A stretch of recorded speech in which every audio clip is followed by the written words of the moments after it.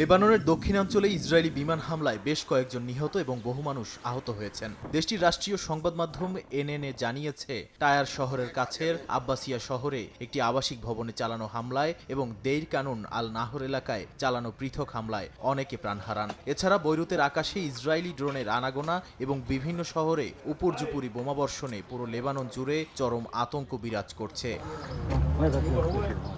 এরই মধ্যে ইসরায়েলের প্রধানমন্ত্রী বিনইয়ামিন নেতানিয়াহু লেবানন সীমান্ত পরিদর্শনকালে ঘোষণা করেছেন যে তাদের সেনারা লিতানি নদী অতিক্রম করে অগ্রবর্তী অবস্থানগুলো নিয়ন্ত্রণে নিয়েছে। বৈরুত এবং বেকা উপত্যকা সহ পুরো ফ্রন্ট জুড়ে হিজবুল্লাহকে দমন করতে এই আগ্রাসন আরও তীব্র করার নির্দেশ দিয়েছেন তিনি। অন্যদিকে হিজবুল্লাহর পক্ষ থেকে সতর্ক করে বলা হয়েছে, পশ্চিম বেকা অঞ্চলের কারণ বাঁধের কাছাকাছি তাদের গতিবিধি থাকার যে দাবি ইসরায়েল করছে, মূলত গুরুত্বপূর্ণ অবকাঠামোটিতে বড় ধরনের হামলার একটি অজুহাত মাত্র।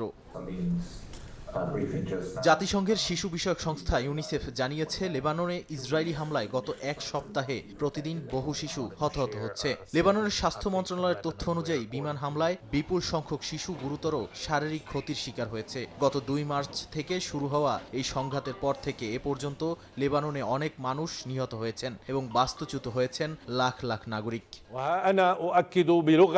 এই চরম সংকটের মধ্যেই ওয়াশিংটনে পেন্টাগনের মধ্যস্থতায় লেবানন ও ইসরায়েলের সামরিক প্রতিনিধিদের মধ্যে একটি নিরাপত্তা বৈঠক অনুষ্ঠিত হতে যাচ্ছে। এর আগে লেবাননের প্রেসিডেন্ট জোসেফ আউন মার্কিন পররাষ্ট্রমন্ত্রী মার্কো রুবিওর সঙ্গে এক ফোনালাপে যে কোনো পরবর্তী পদক্ষেপের আগে জরুরি ভিত্তিতে যুদ্ধবিরতি কার্যকরের ওপর সর্বোচ্চ জোর দেন।